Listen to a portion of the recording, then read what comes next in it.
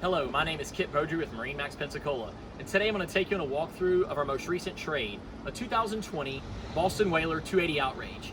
This particular boat has light blue hull sides, starting at the transom, powered by twin Mercury 300 naturally aspirated V8 motors. Moving inside the cockpit, your fold-away bench seat here, live well off to the port side transom. Moving up to the leaning post, an additional live well with a bait prep station here, fresh water. Moving to the helm, dual helm seats.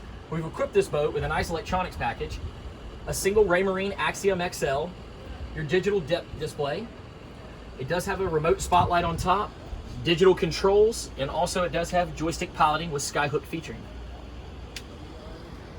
Moving around to the starboard side head, this boat is equipped with a vacuum flush head system.